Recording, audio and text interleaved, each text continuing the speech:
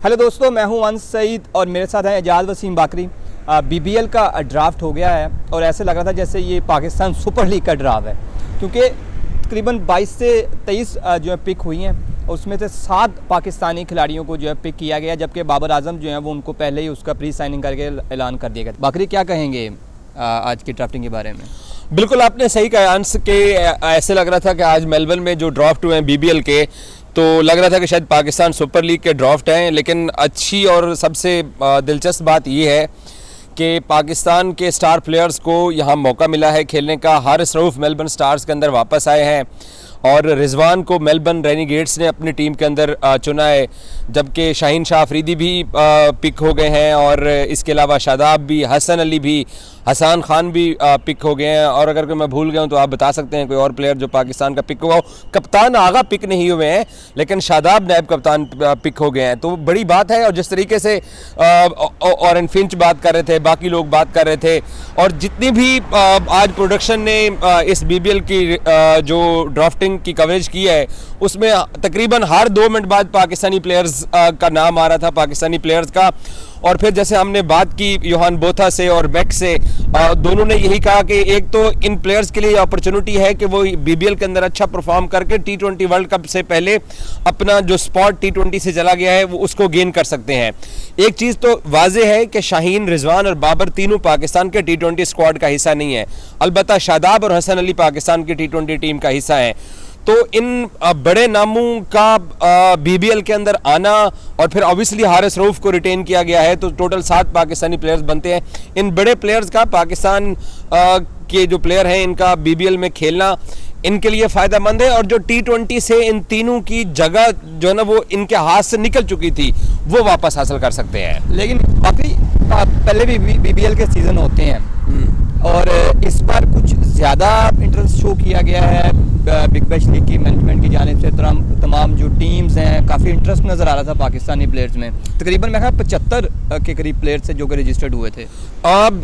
काफ़ी सारे, इवन नुमान और साजिद भी रजिस्टर्ड हुए थे। दोनों पाकिस्तान के जो टेस्ट स्पिनर्स हैं उन्होंने भी अपना नाम यहाँ पे दिया था। उसामा मीर को रिटेन नहीं किया गया है, फ़हीम अशरफ ऑलरेडी खेल चुके हैं, हसनैन खेल चुके हैं, उनको नहीं दिया गया। और हो सकता है कुछ इंजरीज भी सामने आ सकती है। अभी तक 6 महीने पड़े हुए हैं बीबीएल को स्टार्ट होने में, तो कुछ इंजरीज भी उन्हें। नसीम शाह का भी कीन थे टीम में उठाने के लिए, बट क्योंकि प्लैटिनम और गोल्ड कैटेगरीज के अंदर उन्होंने अपने अपने स्पॉट कर दिए। लेकिन मुझे यकीन है कि 2-3 और भी पाकिस्तानी प्लेयर्स रिप्लेसमेंट के तौर के ऊपर आ जाएंगे। आपने जो सवाल किया कि पाकिस्तानी प्लेयर्स को ज्यादा क्यों पिक किया गया, एक तो क्रिकेट ऑस्ट्रेलिया और पाकिस्तान क्रिकेट बोर्ड के जो आपस में रिलेशन है उसकी वजह एक सबसे बड़ी वजह है। और फिर आप देखो कि डेविड वार्नर को क्रिकेट ऑस्ट्रेलिया ने भी और ऑस्ट्रेलियाई हुकूमत ने भी इंडिया पाकिस्तान की एयरफोर्स जो लीग हुई थी जिसमें हम 6-0 है जीते हुए हैं, उसमें वापस गया, और बहुत बड़ी बात। और ऑस्ट्रेलिया के स्टार प्लेयर्स जो थे वो वापस आईपीएल में नहीं गए थे, ना मिचेल स्टार्क गए थे वापस शायद, और ना पैट कमिंस गए थे जब, तो इसलिए एक हेजलवुड गए थे जाके आरसीबी की तरफ से खेले। एक तो दोनों क्रिकेट बोर्ड का रिलेशन, दोनों क्रिकेट बोर्ड एक दूसरे की लीग को जिस तरीके से सपोर्ट कर रहे हैं, एक वो बड़ी वजह है। क्रिकेट रिलेशंस आपस में इनके बेहतर हुए, और फिर अवेलेबिलिटी भी थी पाकिस्तानी प्लेयर्स की, क्योंकि दिसंबर में होनी है और फिर ऑस्ट्रेलिया के अंदर उन दिनों में एशेज हो रही होगी, तो ऑस्ट्रेलिया एशेज के अंदर बिजी होगा, जो उनके तकरीबन ऑस्ट्रेलिया अमूमन अपने होम टेस्ट मैचेस के अंदर 14 प्लेयर्स को कैरी करता है, क्योंकि अब एशेज होगा तो उन्होंने अपने 18 प्लेयर्स को सिक्योर करना है ताकि बीबीएल के चक्रों में कोई इंजरी ना हो जाए अगर वहां पे किसी प्लेयर की जरूरत पड़ जाएगी। एशेज के लिए उनके लिए ज्यादा इंपॉर्टेंट है। एक तो वो अवेलेबिलिटी है, दूसरा रिलेशंस भी पाकिस्तान और ऑस्ट्रेलिया के अच्छे हुए हैं, और फिर तीसरा एक चीज जो रिजवान और बाबर के बारे में मैं बोलना चाहता हूं कि उनका बीबीएल के अंदर क्यों नाम है। एशिया के अंदर जो प्राइवेट लीग्स होती हैं वहां पर 200 रन के ऊपर 200 होता है, एक टीम 200 करती है, 200 चीज।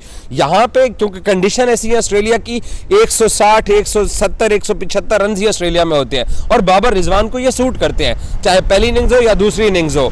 आप जितने भी ऑस्ट्रेलियाई प्लेयर देख लें, आप उनका रन रेट भी देख लें, उनका इतना ही, उनका स्ट्राइक रेट भी इतना है जो कि बाबर और रिजवान को सूट करते हैं। तो इसलिए क्रिकेट ऑस्ट्रेलिया का भी फायदा हुआ है, पाकिस्तानी प्लेयर्स का भी फायदा हुआ है, और स्पेशली इन 3 के ऊपर सबकी नजर होगी क्या ये T20 में अपना वापस स्पॉट गेन कर सकते हैं या नहीं। अच्छा, मैं यहाँ पे ऐड करना चाहूँगा कि पाकिस्तानी प्लेयर्स जो हैं वो बिग बैश में डोमिनेट कर रहे हैं, और बड़ा अच्छा साइन है पाकिस्तानी इंग्लिश और पाकिस्तानी दोनों इंग्लिश प्लेयर तो हैं, तो काफ़ी ज़्यादा डोमिनेट कर रहे हैं। तो इससे जो लीग है और जो यहाँ के फैंस हैं और प्लेयर्स हैं उनको बहुत ज़्यादा फ़ायदा होगा। यहाँ पे छोटी सी चीज़ ऐड करूँगा, यहाँ पे जो पाकिस्तान क्रिकेट टीम के साबिक मीडिया मैनेजर थे इब्राहिम बदीस, और अब वो क्रिकेट ऑस्ट्रेलिया में जो है उनके कॉम्स डिपार्टमेंट में है, उनकी भी इस सारे प्लेयर्स को और बीच में लाने को जो काफ़ी काविशें हैं।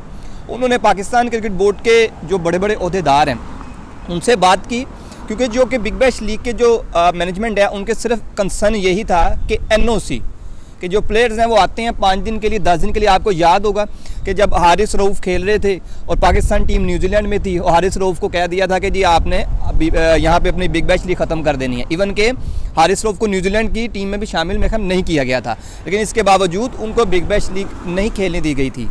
तो NOC के जो इश्यूज़ हैं वो रिजॉल्व हो गए हैं, जिस वजह से इस बार पाकिस्तान क्रिकेट बोर्ड ने पहले अपनी वेबसाइट के ऊपर NOC रिलीज करने का, जैसे इब्राहिम ने एफर्ट की, इब्राहिम बदीस की वजह से पाकिस्तान क्रिकेट बोर्ड ने NOC जो जारी करने की लिस्ट थी उसको अपनी वेबसाइट पे पब्लिक कर दिया। और शायद ये शर्त रखी गई होगी क्रिकेट ऑस्ट्रेलिया की तरफ से कि आप पहले सरकारी तौर के ऊपर ये ऐलान कर दीजिए कि हाँ कि आप किस किस प्लेयर को NOC देना चाहते हैं।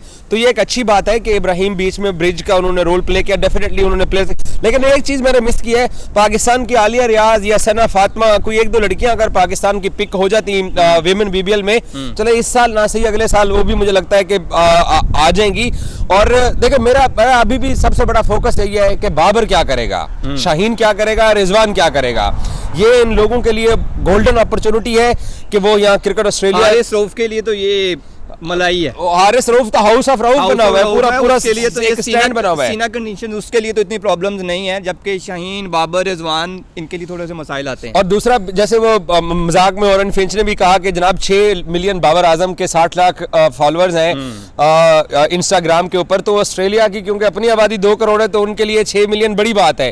और अगर कोई इंडियन प्लेयर को वो उठा लेंगे तो उनके 35 मिलियन इंस्टा के ऊपर फॉलोअर्स हैं, तकरीबन 250 मिलियन है। हाँ, तो इसलिए उनके लिए बड़ी बात है कि यार उनकी लीग देखी जा रही है। 4 लाख सब्सक्राइबर्स बढ़े हैं चारों प्लेटफॉर्म के ऊपर अब तक, BBL के और सिडनी सिक्सर्स के, इंस्टा के ऊपर, टिकटॉक, फेसबुक और ट्विटर के ऊपर, जब से उन्होंने बाबर आजम को पिक किया है। और ऑब्वियसली अब क्योंकि शाहीन का भी आ गया है नाम, रिजवान का भी आ गया है, शादाब का भी आ गया है, हसन अली का भी आ गया है, तो उनके फॉलोअर्स भी हैं, साफजरे वो भी एक अरसे से इंटरनेशनल क्रिकेट खेल रहे हैं, तो और ज्यादा BBL को बूस्ट मिलेगा।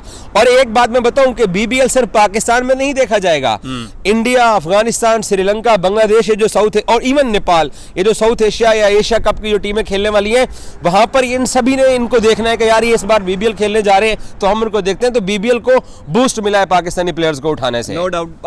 बाबर आजम की वजह से काफ़ी ज़्यादा बूस्ट मिला है। उनके जो मैनेजमेंट है उन्होंने ये कहा है कि जो सोशल मीडिया है वो मतलब पड़ गया। उन्होंने मजाक में बोला कि हम $1 सब्सक्रिप्शन लगा देते हैं, जो जितने लोग हमें आ रहे हैं, एक $1 अगर सब्सक्रिप्शन पे लाख दे तो $4 लाख आ सकते थे उनको। तो ये बड़े अच्छा साइन है। हमने जो कवर किया है, मैंने कवर किया, बाकरी ने कवर किया है बिग बैश लीग का ड्राफ्ट, और कुछ ही देर बाद जो है वो आपको तमाम चीज़ें और वाज़ेह हो जाएंगी। और जब तक के लिए मुझे दीजिए इजाज़त। बहुत शुक्रिया आपका।